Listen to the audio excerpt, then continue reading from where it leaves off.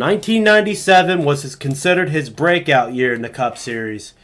Throughout 1997, Jeff Burton won 3 races. The inaugural race at Texas, his first win at New Hampshire, which was Burton's favorite track, and he got another win where he made his NASCAR car debut at Martinsville. Throughout the season, Jeff Burton had 13 top 5s and 18 top 10s, which was more than he had in the previous 3 seasons combined, and was able to get his first top 5 points finish in his NASCAR career, finishing 4th. This was considered the point where Jeff Burton finally made it into NASCAR and becoming one of the future stars in the sport. In 1998, Jeff Burton's success continued, with having another win at New Hampshire, another win at Richmond, and also being actually more consistent than he was in 97, having 18 top 5s and 23 top 10s. However, he finished He finished a little worse than he did in 97, finishing 5th in points. 1999 was considered Jeff Burton's best year in the Winston Cup Series. In that year, Jeff Burton won 6 races at 5 different tracks. He won at Vegas, Darlington, Charlotte, New Hampshire, and Rockingham. He was also one of the most consistent drivers throughout the year, alongside Labonte and eventual champion Dale Jarrett. He had 18 top 5, same amount of top 5s and top 10s he had in 98, 18 and 20 top 5s and 23 top 10s, and finished 5th in points once again.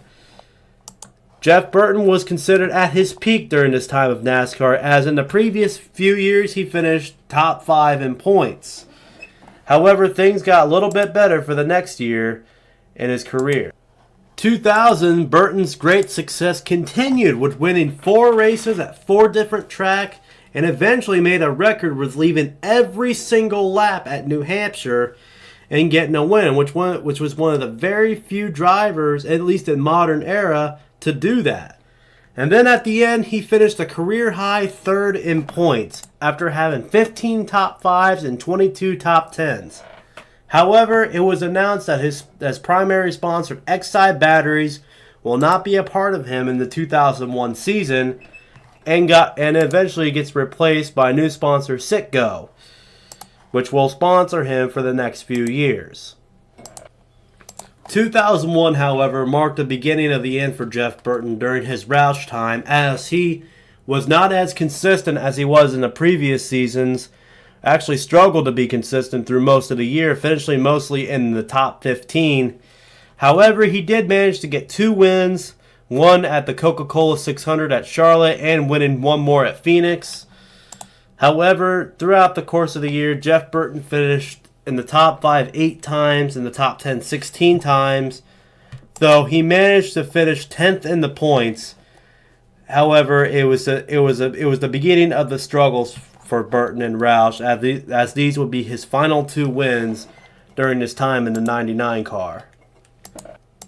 2002 was the first year he was winless for the first time since joining the car in 1996. However, he did show some signs of some good races throughout the season, and he even getting close to winning a couple times. However, he's been plagued by bad luck and inconsistencies throughout the year, and finished outside the top 10 in points since 96, finishing 12th. And throughout the end of the year, he had a low 5 top 5s and 14 top 10s. But however, his sponsor still managed to stay for another year in 2003. 2003 was much of the same. 2003, once again, he was winless in the season, and unfortunately, he was a little bit more inconsistent than he was in 2002. Finishing in the top 5 only 3 times and finishing in the top 10 11 times. However, he did manage to finish in the same point standings as he did in 2002, which was 12th. His best finish throughout the year was 2nd at the Pepsi 400 in the middle of the season. Unfortunately, it was also announced that his primary sponsor, Citgo, will not be part of him in the 2004 season, which basically leaves Jeff Burton without a primary sponsor in 2004. In his final year with Roush, Burton basically had various sponsorship throughout the year, and also sometimes having no sponsor in some races. However, he was able to get an impressive 4th place finish at Dover while being unsponsored, having a 7th at Talladega and 9th at Sonoma. But during that time, rumors been circulating when Jeff Burton was going to be released from the 99 car. After the Watkins Glen race, he was finally released, and then at Michigan and at the end of the season, he joined the number 30 Chevrolet for Richard Childress Racing. During that time, he got another top 5 at Bristol and another top 10 at Charlotte and Atlanta, but at the end of the season, he finished a low 18th in points. In 2005, his first full year with Richard Childress Racing, Jeff Burton drove the number 31 Singular Wireless Chevy. However, in his first year with the team, he struggled through most of the year. Basically, only having 3 top 5s at Phoenix, Bristol, and Martinsville, and having 6 top 10s throughout the year, and only leading 7 laps. And at the end, he also finished at the same point standings as he did in 2004, which was 18th.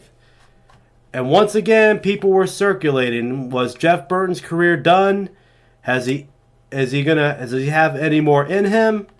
Or did he finally just reach his only peak, which was in the late 90s? But however, all that was ended by the next year in 2006.